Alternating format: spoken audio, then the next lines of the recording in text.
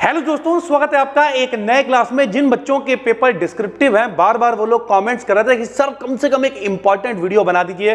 भाई केवल एक इंपॉर्टेंट वीडियो हम नहीं बनाएंगे, बाकायदा इंपॉर्टेंट भी बनाएंगे और कैसे आप अच्छे नंबर लाओगे उसकी जुगाड़ भी बताएंगे। तो आज की ये वीडियो बहुत इंपॉर्टेंट है। अगर आप सेकेंड सेमेस्टर में हो, भाई फोर्थ में हो, सिक्स्थ में हो, सब्र रखो, सारी वीडियो आपको मिलेंगी और कायदे से मिलेंगी। सर जी कब मिलेंगी?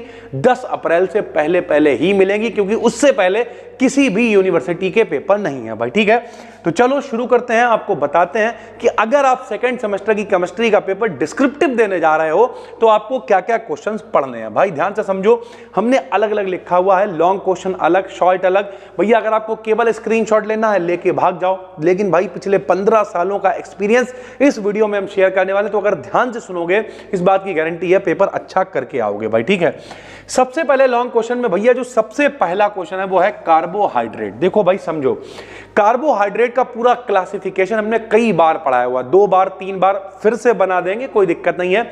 जिन लोगों ने कोर्स ले रखा है उन्हें यहां पर भी मिल जाएगा, कोई टेंशन नहीं है। अगर 199 वाले कोर्स में आप पढ़ रहे हो तो वहां पे पहले से सब कुछ अपलोडेड और नई भी वीडियो हम बनाएंगे भाई, कोई टेंशन वाली बात नहीं है। आपके लिए वन शॉट भी हम लेके आने वाले, लेकिन फिर भी अगर आप अभी देख रहे हो नहीं मिल रहा, आप सर्च करो कार्बोहाइड्रेट बी डिकेडियन, मिल जाएगा भाई। ठीक, कार्बोहाइड्रेट का पूरा क्लासिफिकेशन पढ़ाया हुआ है।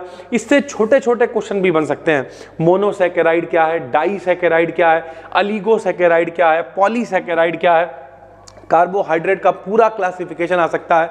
तो कार्बोहाइड्रेट एक इंपॉर्टेंट टॉपिक है जो आपको पता होना चाहिए भैया, मोस्ट इंपॉर्टेंट है। ठीक है, कार्बोहाइड्रेट के अलावा जो दूसरा लॉन्ग क्वेश्चन है वो ग्लूकोज है। ग्लूकोज बहुत इंपॉर्टेंट है, खास करके ग्लूकोज से ग्लूकोसाजोन कैसे बनाओगे। देखो नहीं, ओसाजोन, तो ग्लूकोज से ग्लूकोसा कन्वर्जन बोलते हैं जिसे, ये बहुत आते हैं भैया। ग्लूकोज से ग्लूकोसाजोन कैसे बनाओगे, तो ग्लूकोज की फेनिल हाइड्राजीन से क्रिया करते हैं, ग्लूकोसाजोन बन जाता है, जो हमने आपको पढ़ाया हुआ है भाई। ठीक है, जैसे कन्वर्जन में बात करें तो कीटोज से एल्डोज पूछ लेगा। कीटोज से एल्डोज का मतलब क्या है?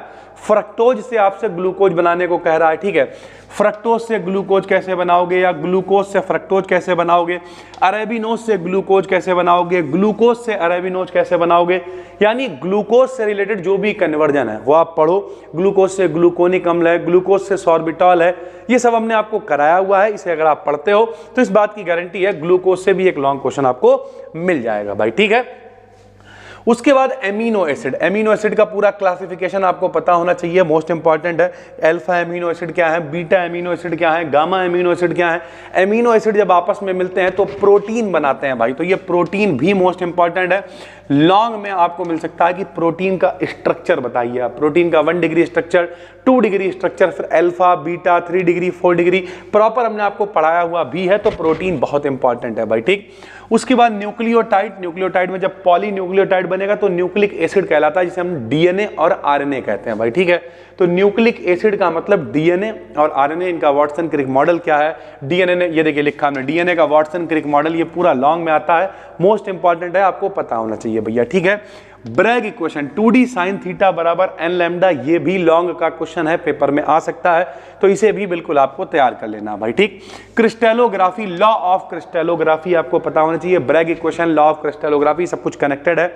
ब्रेवाइज लैटिस, जिसे आप क्रिस्टलोग्राफिक सिस्टम कहेंगे, पूरा ये सिस्टम आपको पता होना चाहिए भैया। ठीक है, सिलिकॉन्स और फास्फाजीन्स क्या होते हैं, जो लोग भैया ऑब्जेक्टिव वाली सीरीज देख रहे हो, बता रखा है आपको कि सिलिकॉन्स क्या है, फास्फाजीन्स क्या है, ये सब हम लोग उसमें पढ़ चुके हैं भाई। ठीक, सेलुलोज और सुक्रोज ठीक ठाक है, इसे पढ़ना हो पढ़ना, बनना, इसकी बेसिक प्रिपरेशन आप पढ़ सकते हो। डाई से मेरे भाई कलर और कॉम्बिनेशन खूब पूछा जाता है। इसके अलावा क्रोमोफोर्स क्या है, क्रोमोजेन क्या है, ऑक्सोक्रोम्स क्या है, ये सब पूछा जाएगा। डाई में 1-2 डाई हैं, जैसे अगर हम कहें फिनोप्थिलीन है, मेथिल ऑरेंज है, इंडिगो है, इन सब की प्रिपरेशन आपको पता होना चाहिए भैया। ठीक है, तो अगर हम कायदे की बात करें तो यहाँ पर लगभग 10-12 क्वेश्चन आपको मेरे भाई पढ़ने हैं। कैसे पढ़ोगे, तो सबसे पहले जब आप कार्बोहाइड्रेट को पढ़ना स्टार्ट करोगे तो फिर कार्बोहाइड्रेट आपको जब समझ में आएगा तो फिर आप ग्लूकोज भी हमने बहुत सरल तरीके से पढ़ा रखा है भाई। ठीक है, एमिनो एसिड में कोई बहुत तोप काम नहीं है, प्रोटीन आप पढ़ लोगे। न्यूक्लिक एसिड, डीएनए, ये मतलब कुल मिला के यहाँ पे आपको 12 क्वेश्चन लिखे हुए दिख रहे हैं, ये 12 है नहीं। जब आप न्यूक्लिक एसिड पढ़ोगे तो डीएनए उसी में आ गया भाई, ये दोनों क्वेश्चन एक ही हैं। एमिनो एसिड, प्रोटीन एक में ही मिल जाएगा भाई। ठीक है, क्रिस्टलोग्राफी, ब्रेवाइज लैटिस देखने में बहुत तोप काम लग रहा है, 14 सिस्टम, पूरे क्रिस्टलोग्राफिक सिस्टम कोई बहुत तोप काम नहीं है, एक ही वीडियो में कवर हो जाएगा। और कुछ हम अच्छी डिस्क्रिप्टिव वीडियो भी देंगे अलग से, ताकि ऑब्जेक्टिव वाले बच्चे तो पढ़ते ही रहे, लेकिन डिस्क्रिप्टिव जब वीडियो आएंगी तो ऑब्जेक्टिव वालों को भी कॉन्सेप्ट क्लियर करने का मौका मिलेगा और साथ ही साथ जो डिस्क्रिप्टिव वाले बच्चे हैं उनके भी पेपर अच्छे हो पाएंगे। शॉर्ट में कुछ छोटे छोटे क्वेश्चन जैसे आइसो इलेक्ट्रिक पॉइंट क्या होता है, जिन लोगों ने ऑब्जेक्टिव सीरीज देखी है पता होगा आइसो इलेक्ट्रिक पॉइंट जहां पे न्यूट्रल होती है, क्या चीज न्यूट्रल होती है कमेंट करके बताना भाई, ठीक है। डीएनए आरएनए में अंतर है, एस्पिरिन क्या होता है, पैरासीटामोल क्या है, एंटीबायोटिक्स क्या है, सिंथेटिक डाई में मेथिल ऑरेंज क्या है, एजोडाई क्या है, ये पता होना चाहिए। क्लोरोएम्फेनिकॉल क्या है, ज्यूटर आयन क्या है, पॉलीमेराइजेशन में पीबीसी है, टेफ्लॉन है, बेकेलाइट है, ऑर्लॉन है, पॉलीथीन है, नाइलॉन 6,6 और ब्यूना एस रबर है, ये मोस्ट वांटेड है। कुछ क्वेश्चन आप और देख सकते हो जैसे जेनेटिक कोड क्या होता है, बायोलॉजी का टॉपिक है लेकिन यहाँ कई बार पूछ लेता है शॉर्ट में। एंटी इंफ्लामेटरी एजेंट्स क्या होते हैं, इलास्टोमर्स क्या होते हैं, डिग्री ऑफ पॉलीमराइजेशन क्या होता है और सिंथेटिक रबर क्या होती है भाई, ठीक है।